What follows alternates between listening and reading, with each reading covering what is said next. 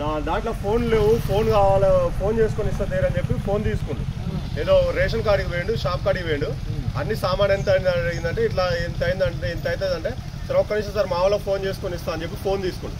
Phone తీసుకున్నాక ఏమైంది, ఆడు ఆ నెంబర్ నుంచి ఏ నెంబర్కి కాల్ చేసుకుంటో తెలియదు.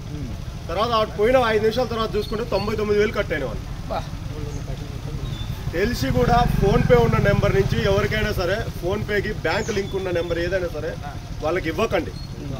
ఏది ఉంటే ఒకవేళ మీరు ఇవ్వాలి అనుకుంటే వేరే నెంబర్ ఏదైతే ఉంటుందో మనిషికి ఖచ్చితంగా 2 నెంబర్లు వేయాలి. ఒక నెంబర్ లేకుంటే అయితే ఎవరు లేరు.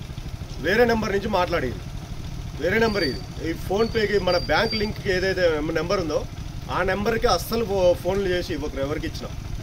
మొన్న అనుకోకుండా వాడు సామాను తీసుకుందామని వచ్చిండు. ఒక్క ఫోన్ చేసుకొని ఇస్తాను మా వాళ్ళకి ఇట్లా డబ్బులు పంపి అని చెప్తా ఫోన్ చేసుకోను.